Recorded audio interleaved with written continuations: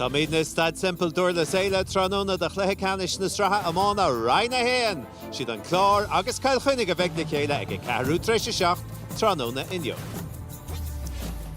Bhfuil le stirm Kathleen Bailithe lé mar sin beánaí níos luathe tá tróna go hálingan sa in uirla sa láthair na huaire, agus tréis an drama go léir a bhí going a barcan na crocaigh le deireadh agus á clías a chluthe canis Pella an tata Chicata, cíimiad an ála go bhegan sa chluthe canis amána idir an chlár agus cail chuidig tá Níosa, Liam agus Patlam an sa Dave Lína.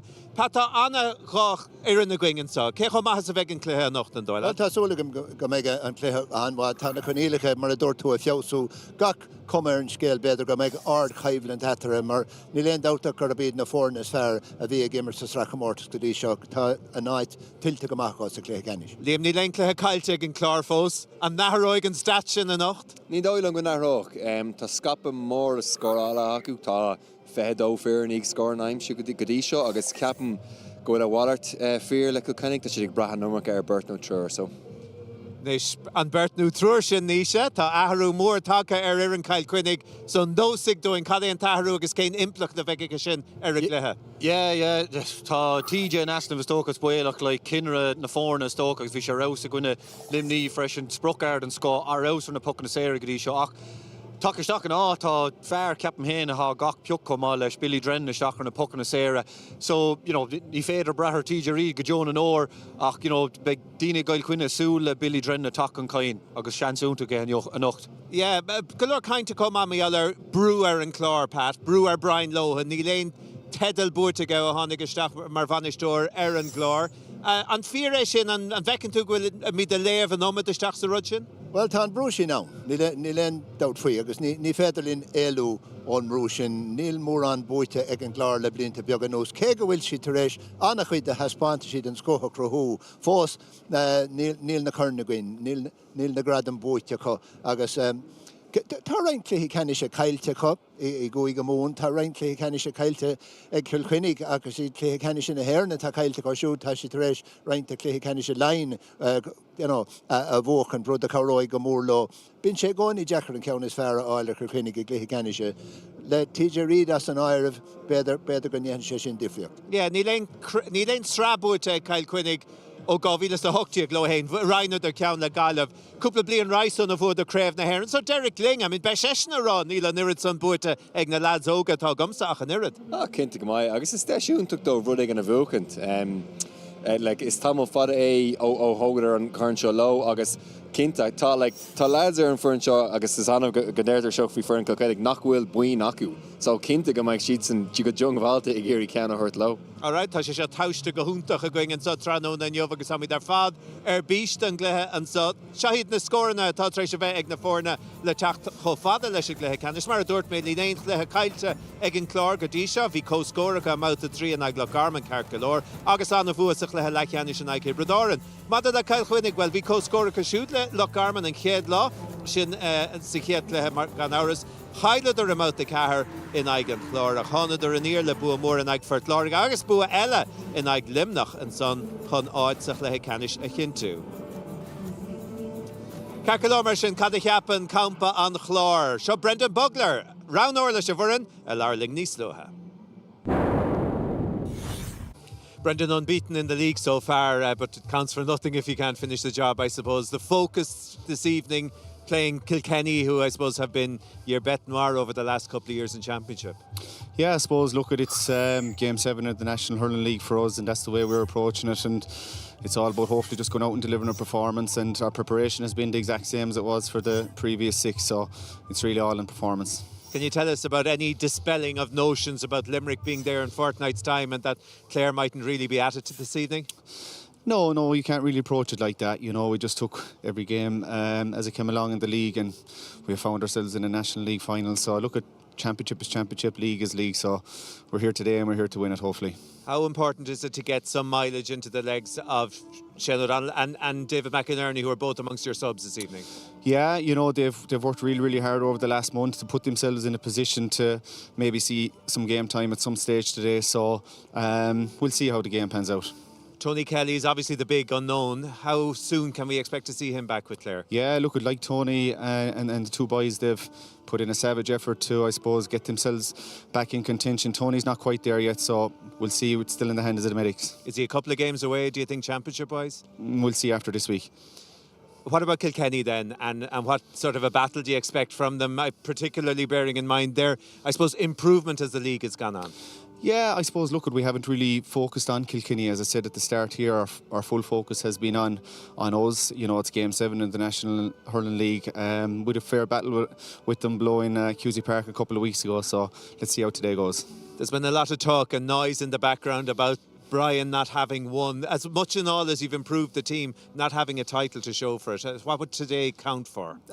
We haven't really looked, to gather that kind of external motivation in, I suppose, how little National Hurling Leagues that Clare have won back along the years. We haven't focused on that because, being honest, that isn't in our control.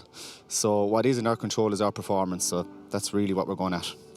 And in terms of a psychological boost, if you could beat Kilkenny with the two All-Ireland semi-finals in mind that you've lost against them, is that a factor? Not really. At this stage of the year, All-Ireland semi-final stage is a good few weeks away yet, and hopefully we're going to get back there again, but there's a lot of hurling to be done between now and then.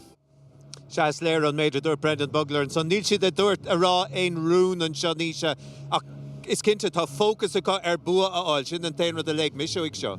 Ó cinnte, yeah, agus chun an buáil caiú taispantas maith chur le céil agus bhúdar gail chuine híos a barca cís ógan inis an rinne blian a rinne sé dúir clé maith a bhí ann ceapan go méid an clé níos fearr níos tá chlár i gimmert níos fearr.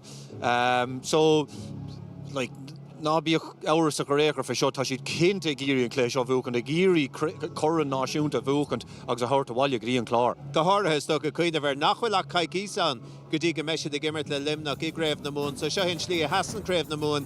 I gceann caicíse mar derman chlár a bheith le limnach an son an tachtan dar gion be siad san i gimmert le Corcaig. So anna chách lethe le túsa chur le créibh na mún lohasan. Agus Liam cuinig seo chomá. Néidir noch a seachtain úr dernach gur bhuaig an chlár ercail cuinig ag lethe mór i go mórtas lethe le cheanis na hair na bíán. Is fad an tréimh sé sin be go rutha é sin a chur in na chearta nó. Cinnte bheith si géir sin. Look, it's tá si down instant clé seo an é bhúcant. Agus tá si ó héhann banistíocht de tá si de síhíntaach nach bhfuil tá momentum inis ginúnta agu ón sra sin godíirteach tá sal fion gá seachn tá bheith si duling le limnach. So is deis úntaach é seo chun just níos mó momentum ginúnta sí just spread agus atmosfér íntaach a crew timppla an fearn.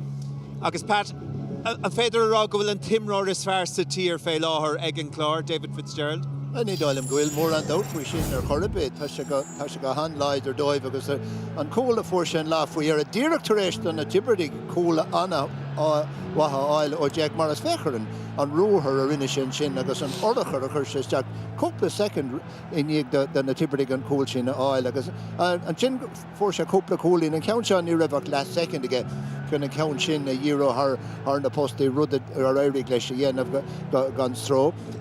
So písa immerthe seo dairí glá eistre sellibheith a chruthú an son agus faoi éirithir hail tháinig an slitar amach I dro an taobhlíne. Céhí ann ag léamh an brise sin ach David Fitzgerald a ríist McCarthy marrá agus caiide sin mar chríoch ón taobhlíne rud a léiríonn an winíon atá ge faoi láthair agus fechar an fearann sin sa fáinne pas láimh a álinn isteach sa lár an son ó Diarmaid Ryan sin a héna trí scóráilte David Fitzgerald an láfaí ar an immert sin lear mór scór na bhuiisiú. An David Blanchfield a fiúcaigh suas in Juve mar caithú fear mór a bheith got ar David Fitzgerald. Daring ó beidir Shane Murphy marhfuil se chun éimert isteach in áit Mikey Butler. Ní bhígus a go daríire, but cinnte fear mór láidir aclaí ag tastal chun den an gleiclis. Is for an anavóí den chlár. Agus is dúna an eile é sin de éonar an is cumice go maithe atáú. Yeah, ach tá limnach gach peoch comúr lo, agus bhí Jordan Malloy brabal go Cian Lynch an ar caiicí seo hin. Cian Kenny tá sé fuinmhach dána golóir duling lech le aon duna, so ní dólam go goraigh sin isteach amach ar a cé comúrs há an chlár. So, neadidir beidh sé saimúla feiscin céh bheith ar David Fitzgerald. Leis sé cinnte. Carcolóir a cad ceapan badisteir Cail Cuinnig. Derek Ling, leir session Ling Chomá níos luthe. Derek, a couple of weeks on now from the momentous victory against Limerick. How has the form been coming into the final today? Yeah, the form has been good. We've obviously a couple of weeks of training since, so yeah, happy with the preparations and looking forward to the game now. Your named 15 is a strong one. Any late injury scares? No, one or two we'll just have to sort out there now, but nothing major. Like, we have a panel there all year, and we don't have everybody back for this game, which is came too soon for a couple of players, but we'll see. Hopefully in the next couple of weeks we'll see some lads getting back. Okay, a couple of mutterings in the background here that TJ mightn't be 100%, is he? Yeah, no, he's a doubt all right. Yeah, unfortunately he just picked up just something small, but enough to keep him out. So he's out for today? He is. Has he any chance of coming in even? No. Okay, so how does that mean? And when did you find out, first of all, I suppose, when did the injury happen and the period of readjustment to get ready for today? Look at it. There was a hint of it the other night, but it's confirmed now. But look at, like I said to you, we have a panel and we're kind of focusing on the players that we have and looking forward to the battle ahead. So does Billy Drennan start? He does. Yeah. So he's now your free taker. So I suppose I'm imagining. Yep. So in terms of the freeze with the wind and the way that the elements are today, how crucial do you think it'll be? It'll be very important. Like, there are challenging conditions. I suppose the wind is always a difficulty with hurling more so. And so look, it will be important. But look, Billy has some experience on the freeze. He's an excellent player, and it's a great opportunity for him now. What about the rest of the challenges against a very physical and strong and big Clare team? Yeah, for sure. And they're the form team so far in the league, and they seem to be a step ahead. And look, for us, it's a brilliant challenge to get, because we're going to find out an awful lot about our players again. And we're missing players, so are Clare, and we'll find out about the strength of our panel now today. Kilkenny have always stressed the league as a hugely important thing, but in terms of, say, the shape that you're in at this time of the year, Derek, just a couple of weeks out from Championship, are you happy enough with where you are? Yeah, I'm happy enough so far, but we still have a lot to do, and I said that the last day, we're not looking like every other team here. We're not looking to peak at this stage of the year. We're looking to continuously build, and we need to improve as well. So the next few weeks are going to be really important, getting ready for Championship. Seastocha Damarode, Pat Fleury go raibh aon den na tréise le héadí TJ Reid a chaún cúpla lá raibh cluiche móra nós cluiche canis na stratha. Beidir go maithe dóibh Damarode go raibh panic ara. Ní léon panic an. I gael Cuinnig tugann siad an chance an Céad Farrell, an Céad Farrell is seo Billy Drennan. Yeah, well, bhíon mion réalaíoch sin ann I ré Brian Cody agus tá sé fós ann agus tá sé siléir go raibh Derek Lyng ag obair faoi Cody thar na blianta agus go raibh sé ag obair leis mar ránóir chuma agus sin Billy Drennan an son agus ní chuirigh sé steach na amach Drennan mar a dúirt níos sin níos luithe tá sé go húntaach ag na pucan na séire annachríonn de gná agus cá roigh sé lo ach beag siad níos leidre le TJ san áir if time cinnte. Yeah, Liam, tá sé anna bhaid na pucan na séire ach an imbert oscailte ní le háú de TJ Reid a fuair leach na himras a cluiche lecanú. So cad a chaill Kyle Cuinnig in jobh? Well, it's like spruch dar here nach a target man go one úsach. Rinne siad ein ruínta ar TJ and I limnach bhí sé leistigh den lína méadars fethe agus ní raach é hain agus cusantóir amháin agus sin an áit gur brala TJ bheith. So feice bud an féidir leo sin an rud céine géanamh a rís rinne tharla sé ur nó ggóla ón Códian agus Caiki show in, so feicimid. Yeah, sinné TJ há sé an sách just níl se go nimmert agus beag le feiscint tá cúpla seachtain gan áir Kyle Cuinnig ribh go dúir siad aig Craibh Lion and Céad Cluiche sin be sé ag éontrama ag an caicísa ina dhéasan be sé de gimmert an aig na Gaillimhe agus well, look, ní sé stocha le mór bheasar chuig a Lion be ha cappa go dtiocfaí Kyle Cuinnig amachchas seo le nó gan TJ Reid ach nuair a hagann sé go dtí na cluichí mór a níos déanaí sa bhliain be sé tastáil. Yeah, well, beag sé tastáil a gcuine á clí agus a gcuine Loch Orman cinnte mar seans má go beag sin beidir an dá cluiche is teachtaí ag tacta dro deire an grúpa, so cinnte beag TJ tastáil mar yeah, right, tá Billy Drennan ar ausar na puc na séras gacrad ach ní dólam mar dúirtu héin go bhfuil sáú le fáil le TJ ó héh bheith go mas an éir agus an méid a crohín sé níos tuigim nach bhfuil anna chud as scorálaige ó nimmert níos mó ach an méid a crohín sé an fí se háge an skill a háge an clisteach an tuiscint háge tá sé rás mar imróir agus chunig mar éis sin sa cluthe lechanis, agus fechan mí ar sin inis, mar in sa trí cúla daimse Kyle Quinnig, hí ar 6 cosúla ní chéile, nach raibh? Ó, anna cosúla chéile, yeah. Agus bhí Jordan Malloy luig mé, bhí sé lárnach in ace an beagnach. Féchar seo an méid spás a bhí os cór ón cóid an géad cúil an seo casidir réh clé críoch úntaach Tresnar Nicky Quaid, ceann seo Tras Park a beagání de bhrúlach a ríis. Féchar an spás a seo agus ón cóid há sig a ríis, agus Luke Hogan a bhí Trasnú ag féch tagann sé isteach an seo, bhí sé sin leanúnt an slitter sábháilma ach bhí Luke Hogan réig anna clist an sin, críoch an as freisin, agus a ríis ceann Tras Park ach ard isteach, look, níl éanana in aic le TJ seachas an cúlí a léimtamach os a cór botúnú fásach, ní bheith clírí agus Conlon sásta le sin, ní bheith siad ná an spás sin a géal an jobh mar beag siad i bunkceart. Now seo, bhí seo mar tréifse imirthe dochreid an áíre, tuigim ná go gríoch níonse le pucks éir I dro limní ach an rát oibre a heispáin Kyle Quinne in anna chuid tréimh sí sa céad leas a darla an sin a gine limní, Jordan Malloy lárnach an anna chuid now géal an sin pucks éir ar deire ach bhí sé ar raus, bhí mé anna hóca leis agus héin Shane Murphy agus Billy Drennan agus féach seoí an seo ríise stachar sé breúir Diarmid Burns, hit an slittermach John Donnelly an sin an aic leis agus sin just a thug sé kick Adrian Mullen, Harren Trasnán, croigh Jordan Malloy anna chuid bhí me anna hóca leis an caiigíir réna gine limní. Shane Murphy luig tú Liam Rush, Jordan Malloy comá luirte an son ag níise, agus fearra le Luke Hogan a tháinig agus slachad líana lo. Like, a meg Derek Ningsásta go bhfuil trúr imróir gur féidir leis churmach sa créamh aimse aige. Cinnta go mai agus a santaí agam ar Luke Hogan nó dairigh lo Grady Luckland mid-clí in san clé canis Lion. So yeah, back to ansás. Sin an sais an aimime tágad nar churnú tús leis an sra. Go dú gurí níos mó dainach de cruús a fan éil, agus níos tá níos mó taí ag na lads seo taken sé go méid bhfuil sin an brathú nar a tagann sé an déir an cléad chun an dead nó déirnach sin mata siad tusna nó mata siad an tacan fórcha. Yeah, luig me hena hain nach bhfuil éon bhua treis a bheith an chlár a Kyle Quinnig ag gluthe mór an 19 Ní rimmer siad a céile ach beidir ceithre uair stolim nó mar sin na blianta sin so ní mór an statéis sin. Ach, caiileidir an dá cluthe lechanis na hhéir an deireannach in na naig Pat, agus cé chótáchtachas atá sé istí go gligna an chlár, go bhain siad buinniu. Fíor habachtach gá far in áíire mar dúir tú féin chun an ceannas fear áir le cinnig go gluthe mór agus fós beag an winín sin a dheoch siad má éiríonn lo tróna mar chabhar mór dóibh agus iad dul isteach sa créamh bthartha agus iad dul sna hairce le limnach sa céad bhauta.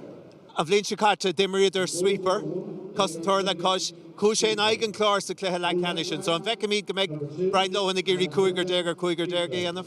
Well, daring agus tá ag súil go meic. Bhí mé chun brise isteach an sin, ceap mé in san dách le sin le thusig an chlór bhí ródúilteach, thusig siad le cosintúir le cuis agus just like hí an lína hí na lads chun tusig ag stracalt nach raibh, like rinner just fluúch siad Tony Kelly am hunn sin Lord na Parka, caiig siad an émart a scapa amach agus just lads go cennig a chur faoi bhrú ina éin ar seachas sin san éin cosanta sin.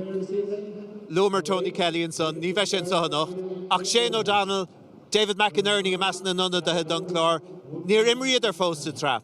Cecho táchtachas go bhaim míad rodéigen uachas san na nocht. Ó héh an chlár de ceapan héin gúil se Harbh táchtach, le héad Shane O'Donnell, caiidú cluí a hairt dó, le Johnny Acker just léim de stach sa créamh ceapan, so ceapan go gaiith siad like ar leid cúig nó méid ag fihin nó méid a hairt dómh a nocht más féidir.